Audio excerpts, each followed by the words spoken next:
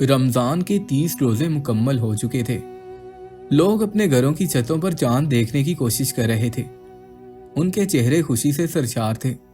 जो ही चांद नजर आया, पूरे बगदाद में खुशी की लहर दौड़ गई और ये तारीखी शहर ईद की तैयारियों में मसरूफ हो गया। हर तरफ खूब चहल पहल थी। दुकानें सजाई गई थी। अमीर गरीब सब लोग ही बहुत खुश थे। लेकिन इस खुशी के मौका पर बगदाद में एक ऐसा शख्स भी था जो अपनी किस्मत पर रो रहा था। इस शहर के चौराहे में एक खुश्क फव्वारा था, जिसके पास पड़े एक पत्थर पर खड़ा होकर वो शख्स से सदाएं बुलंद कर रहा था और अपनी हालत जार चीख चीख कर बयान कर रहा था। उसके चेहरे पर थकन और आंखों में मायूसी झलक रही थी। फटे पुराने कपड़ों में मलबूस ये शख्स, जिसका नाम रियाज था, वो रोजाना इस लाल पत्थर पर खड़ा होकर अपनी बदकिस्मती की कहानी सुनाता। लोगों, मैं इस जमीन पर सबसे ज्यादा बदनसीब हूँ। मैं उस दरख्त की मानिंद हूँ जो नजर तो आता है लेकिन कोई फल नहीं देता। मेरे पास कोई रोजगार नहीं है, ना ही मेरे पास कोई दिनार है। ये सदाएं बुलंद करके वो आसमान की तरफ देखकर कहने लगा, ये ईद का चांद तो सबके लिए खुशियां लाता है, लेकिन मेरे लिए गमों के सिवा कुछ नहीं। चौराहे से गुजरने वाले लोग उसके रोज के तमाशे के आदी हो चुके थे। कुछ लोग उसे अफसोस से देखते और कुछ नजरअंदाज करके आगे बढ़ जाते। एक दिन वो यूं ही लाल पत्थर पर खड़ा था कि एक दरवेश वहां से गुजर रहा था, जो बार बार ये अल्फाज दोहरा रहा था, मुश्किल के साथ आसानी है। रियाज ने जब ये अल्फाज सुने तो फौरन चौंक उठा और दरवेश के करीब जाकर बोला, ऐ बुजुर्ग, आप कहते हैं कि मुश्किल के साथ आसानी है, मगर मेरी जिंदगी तो मुश्किलात से भरी पड़ी है। मैंने अभी तक कोई आसानी नहीं देखी और मुझे किसी आसानी की उम्मीद भी नहीं है। दरवेश ने उसकी तरफ देखा और मुस्कुरा कर बोला, ऐ अल्लाह के बंदे, तुम्हारी किस्मत भी बहुत जल्द बदल जाएगी। ये कहकर वो दरवेश आगे बढ़ गया। वो रात को जब भी सोता था उसे एक अजीब सा ख्वाब आता। ये ख्वाब उसे बार बार आने लगा, लेकिन उसे समझ नहीं आ रही थी कि वो क्या करे। ईद के दिन रियाज की बीवी आलिया उसे गुस्से भरे लहजे में कहने लगी, दुनिया में काम करने वालों के लिए कोई काम की कमी नहीं है। मेरी तरफ देखो, मैं भी बच्चों का पेट पाल रही हूँ और तुम उनके लिए क्या कर रहे हो। आज ईद का दिन है, बच्चों के पास पहनने के लिए कोई कपड़ा नहीं है। वो जब दूसरों के बच्चों की तरफ देखेंगे तो क्या सोचेंगे। चौराहे पर खड़े होकर सदाएं बुलंद करने से किस्मत नहीं बदलती। कोई ढंग का काम करोगे तो किस्मत बदलेगी। इस गुर्बत के जिम्मेदार तुम खुद हो। खुदा ने तुम्हें 2 हाथ दिए हैं और दिमाग भी दिया है, फिर भी तुम इनका इस्तेमाल नहीं करते। 2 दिन से खाने को घर में कुछ नहीं है और बच्चे भूख से बिलक रहे हैं। ये कहकर आलिया ने अपनी सारी बड़ास निकाल दी। रियाज, जो अभी तक खामोश था, अपनी बीवी से कहने लगा, ऐ बेवकूफ औरत, तू क्या समझती है मैं कामचोर हूं? मेरी इतनी बुरी हालत देखकर तुझे क्या लगता है मुझे कोई काम देगा? क्या मैं बोझ उठाने के लायक हूं? मैं अब कमजोर हो चुका हूं। मेरी जवानी कब की ढल चुकी है। फिर वो धीमे मगर उलझे हुए लहजे में बोला, मुझे अब भी लगता है कि हमारी किस्मत बदल सकती है। जानती हो क्यों? क्योंकि जब से मुझे एक पुरअसरार इशारा हुआ है और रात को अजीब अजीब से ख्वाब आते हैं, मेरा सुकून गारत हो चुका है। वो इशारा मुझे किसी तरफ खींच रहा है। उसकी बीवी उसे हैरत से देख रही थी। रियाज की आंखों में एक ही ख्याल गर्दिश कर रहा था, मुझे किसी भी सूरत में मिस्र जाना चाहिए, शायद वहां मेरी तकदीर बदल जाए। ये सुनते ही उसकी बीवी गुस्से से भड़क उठी और कहने लगी, बेवकूफ आदमी, तुम मिस्र क्यों जाना चाहते हो? बस एक ऐसे ख्वाब की खातिर जिसका कोई सर पैर नहीं। मैं खूब समझती हूं तुम अपने बीवी बच्चों से जान छुड़ाकर भागना चाहते हो। वो अपनी बची कुची बड़ास निकाल कर वहां से चली गई। रियाज आसमान की तरफ देखकर बेबसी से कहने लगा, ऐ अल्लाह, मैं क्या करूं? अब तो हालत ये हो चुकी थी कि दिन में भी उसे मिस्र जाने के ख्वाब आने लगे, लेकिन जब उसका ख्वाब टूटता तो हकीकत उसके बरक्स नजर आती और वो गहरी सांस लेकर सोचने लगता, शायद मेरी बीवी ठीक कहती है, ख्वाबों का हकीकत से कोई ताल्लुक नहीं होता। रियाज अपने दिल को समझाने लगा कि मिस्र का मुश्किल सफर करना सरासर नादानी है और वो उधर जाकर क्या करेगा। फिर वो अपने आप से कहने लगा, मैं मिस्र नहीं जाऊंगा। ये कहकर वो एक दीवार के साथ टेक लगाकर लेट गया। जाने कब उसकी आंख लग गई। वो खुद को उड़ता हुआ महसूस कर रहा था। इसी लम्हे उसके कानों में एक पुरअसरार आवाज गूंजने लगी, ऐ अल्लाह के बंदे, फौरन मिस्र जाओ। इस अचानक आने वाली आवाज से वो चूक कर जाग उठा। उसका दिल तेजी से धड़क रहा था। उसकी हालत दीवानों जैसी हो चुकी थी। उसका सुकून बर्बाद हो चुका था और उसका जिस्म भी लागर होता जा रहा था। दिन गुजरते गए। रियाज अब सारा दिन सराय में पड़ा रहता, जहां अक्सर सुदागर और मुसाफिर आकर पड़ाव डालते थे और कई कई दिन वहां क़याम करते। वो जितने दिन वहां रहते, बगदाद के बाजार में तिजारत करते। रियाज उनके घोड़ों के लिए चारे और पानी का इंतजाम कर देता। जब वो लोग वापस अपने शहरों को जाने लगते तो रियाज को खिदमत के बदले कुछ खाने पीने की चीजें और कुछ दिनार दे देते। इस तरह कभी कभी उसके दिन आसानी से गुजर जाते, लेकिन काफले हर रोज नहीं आते। कई दफा उसे हफ्तों तक इंतजार करना पड़ता और इस दौरान उसकी माली हालत बदतरीन हो जाती और नौबत फाकों तक आन पहुंचती। एक दिन रियाज यूं ही दीवार से टेक लगाए बैठा हुआ था कि सामान से लदा हुआ काफला सराय में दाखिल हुआ। रियाज फौरन से उठा और सामान उतारने में मदद करने लगा। रियाज ने काफले के लोगों को पानी पिलाया, जिसे देखकर काफले का सरदार बहुत खुश हुआ और वो रियाज से कहने लगा कि वो वापसी पर उसे अच्छा इनाम देगा। ये काफला कई दिन तक बाजार में खरीदो फरोख्त करता रहा। जब उन्होंने अपनी तिजारत मुकम्मल की तो सरदार ने अपने वादे के मुताबिक रियाज को अच्छा इनाम दिया और कहने लगा, आज के बाद जब भी हमारा काफला यहाँ से गुजरेगा हम तुम्हें जरूर याद रखेंगे। इसके बाद वो कहने लगा, अब हम मिस्र वापस रवाना होंगे। मिस्र का नाम सुनते ही रियाज चौंक उठा और उसे अपना ख्वाब याद आ गया और वह सरदार से कहने लगा, ऐ सरदार, मैं भी मिस्र जाना चाहता हूँ, मुझे भी अपने साथ ले चलें। मैं सारा रास्ता आपकी बहुत खिदमत करूंगा। सरदार ने लम्हा भर के लिए सोचा और फिर संजीदगी से बोला, ठीक है, साथ चलो, मगर मेरी एक शर्त है, रास्ते में तुम्हें काफले की देखभाल भी करना होगी। रियाज फौरन इस शर्त पर राजी हो गया और काफले के साथ रवाना हो गया। कई दिनों तक ये काफला सहरा में भटकता रहा। रास्ते में रियाज घोड़ों को पानी पिलाता और चारा डालता और रेत पर ही बेफिक्री से सो जाता। लेकिन हैरत की बात यह थी कि अब उसे कोई भी ख्वाब नजर नहीं आते थे। कई दिनों के सफर के बाद बालाखिर वो मिस्र के शहर काहिरा जा पहुंचे। रियाज, जो अभी तक ख्वाबों में ही मिस्र को देखता आया था, आज उसी सरजमीन पर खड़ा था।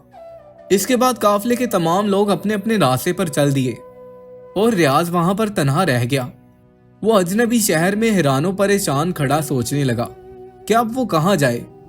ऊपर से भूख की शिद्दत उसे सताने लगी और वो काफी थकन का शिकार था, इसलिए वो बाजार में ही बैठ गया और फिर वहीं पर दराज होकर सोने लगा। न जाने वो कब तक सोता रहा। फिर कुछ देर बाद उसे अपने ऊपर एक साया पड़ता हुआ महसूस हुआ। वो चौंक कर उठा और देखा कि उसके सामने एक आदमी खड़ा है जो लिबास से कोतवाल लग रहा था। वो रियाज से सख्त लहजे में बोला, फौरन यहां से दफा हो जाओ। क्या ये बाजार सोने की जगह है? तुम आने जाने वाले लोगों के लिए रुकावट पैदा कर रहे हो।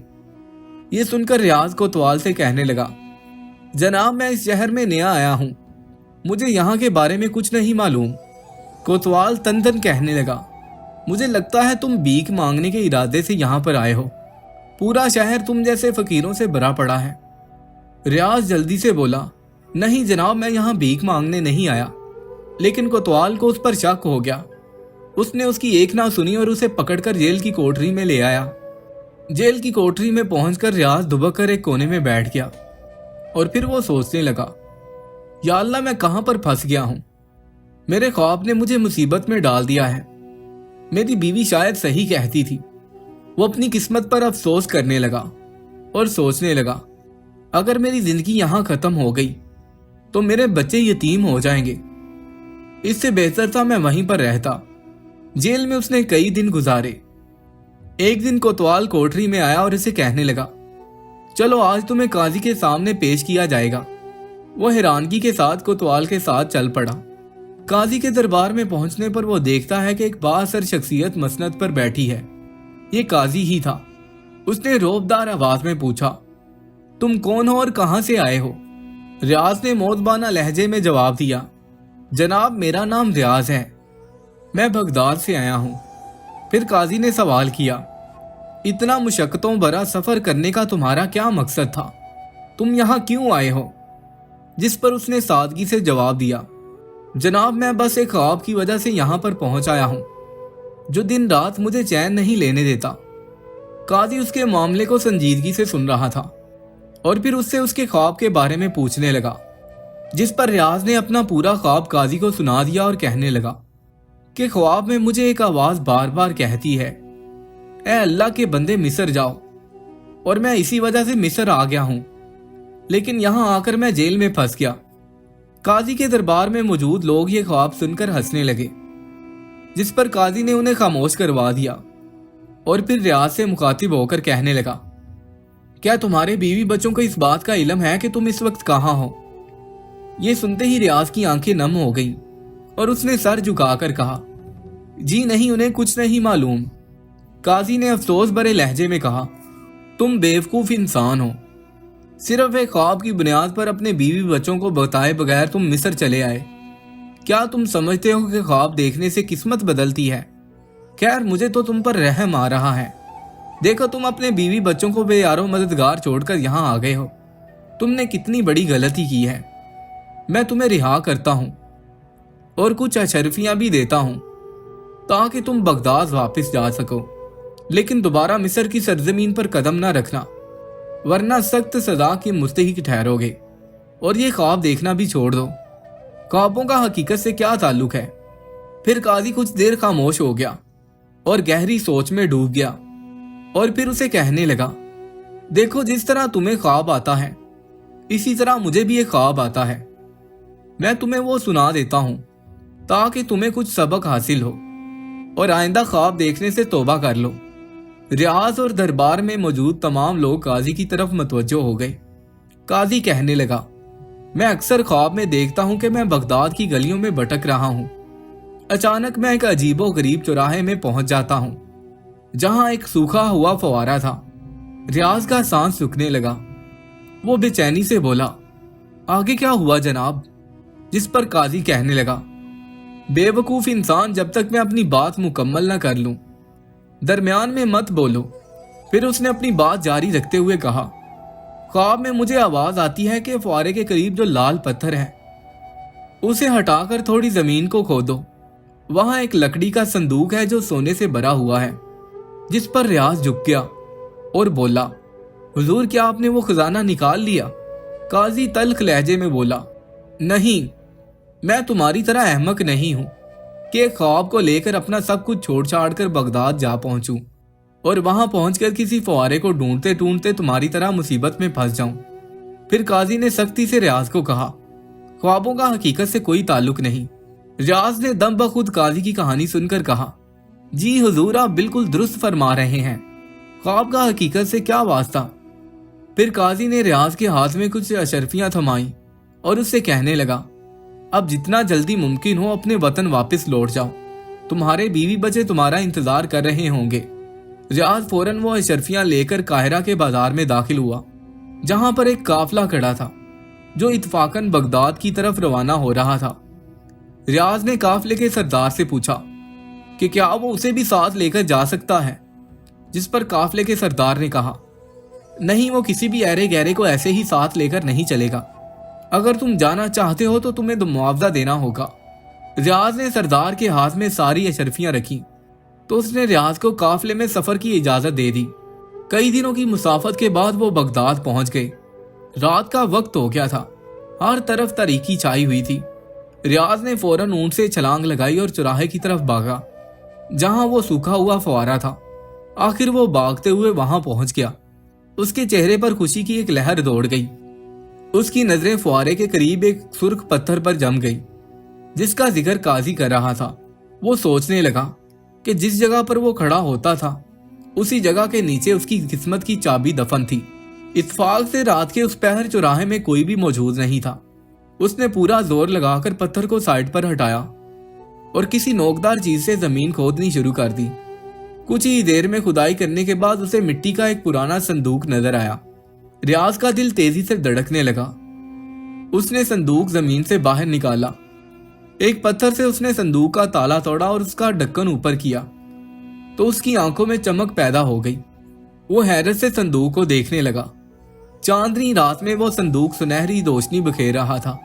ये संदूक सोने से भरा हुआ था संदूक देखकर उसे काजी याद आ गया, जो अपने ख्वाब को महज एक मजाक समझता था, लेकिन अब ये सोचने का वक्त नहीं था। उसने फौरन उस संदूक को बंद किया और कुछ ही देर में अपने घर में दाखिल हो गया। उसके चेहरे पर खुशी के आसार नुमाया थे। वो जोश में आकर अपनी बीवी को पुकारने लगा। उसकी बीवी, जो हमेशा गुस्से में रहती थी, बेजारी से बोली, तुम इतने दिन कहाँ थे और अचानक कहाँ से आ टपके, और क्यों चीख चीख कर आसमान सर पर उठा रहे हो? जहां गए थे वहीं पर गर्क हो जाते। रियाज मुस्कुराते हुए नरमी से बोला, अब तुम्हें कुछ भी करने की जरूरत नहीं है, आज से हम भी अमीरों में शुमार होंगे। आलिया हैरत से उसे देखने लगी। फिर वो अपनी बीवी से कहने लगा, अब तुम भी महंगे जेवर पहना करोगी। जिस पर आलिया उसे कहने लगी, बेवकूफ आदमी, लगता है आज तुम्हें भी किसी ने ज्यादा दे दी है, इसीलिए औकात से बाहर हो रहे हो।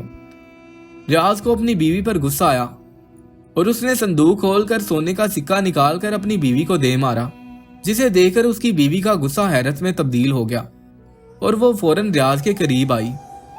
सोने से भरा हुआ संदूक देकर वो खुशी से फूली ना समाई और कहने लगी, वाह, तुमने तो कमाल कर दिया, तुम्हें ये सारा खजाना कहां से मिल गया? इस पर रियाज उससे कहने लगा, तुम्हें इससे क्या, तुमने कौन सा कभी मुझ पर यकीन किया था? ये मेरे उसी ख्वाब का नतीजा है जो अक्सर मैं तुम्हें सुनाता था। इसके बाद रियाज ने अपनी बीवी को सारा किस्सा सुनाया, जिसे सुनकर उसे अपने शौहर की अकल और किस्मत पर रश्क आने लगा और अपने आप पर शर्मिंदगी भी हुई। कुछ ही दिनों में रियाज के हालात बदल गए। उसने एक बहुत बड़ा घर खरीद लिया जिसमें तमाम आसाइशें मौजूद थीं, और उसी बाजार के चौराहे में उसने रेशम के कपड़े की दुकान खोल ली। फिर उसने उस फव्वारे को तमीर करवा दिया। इस फव्वारे से पानी की बूंदें एक दफा फिर हवा में फैलने लगी। अब रियाज को कोई ख्वाब परेशान नहीं करता था। उसने अपनी किस्मत को अपने हाथों से संवार लिया था। दोस्तों, इस कहानी से हमें यह सबक मिलता है कि मुश्किलात के बावजूद इंसान को हिम्मत नहीं हारनी चाहिए। जो लोग अपने ख्वाबों पर यकीन रखते हैं और अल्लाह पर भरोसा करके मेहनत करते हैं, वो कामयाबी की मंजिल जरूर पाते हैं। दुनिया चाहे जितना भी इनकार करे, अगर नीयत दुरुस्त हो और कदम मुस्तकिल मिजाजी से आगे बढ़ते रहें तो कामयाबी मुकद्दर बन जाती है। और मेहनत से ना सिर्फ खजाने के ख्वाब पूरे होते हैं, बल्कि वो ख्वाब भी पूरे होते हैं जो इंसान खुद ख्यालात में सोचता है। मुश्किलात और आजमाइशें रास्ते का हिस्सा हैं, लेकिन वही शख्स कामयाब होता है जो सब्र के साथ अपना सफर जारी रखता है। दोस्तों, उम्मीद करता हूँ आपको आज की ये वीडियो बहुत पसंद आई होगी। पसंद आने की सूरत में इस वीडियो को लाइक करके अपने दोस्तों के साथ लाजमी शेयर कीजिएगा और हमारे इस चैनल को भी सब्सक्राइब कीजिएगा। मिलते हैं एक और नई वीडियो के साथ, तब तक के लिए अल्लाह हाफिज।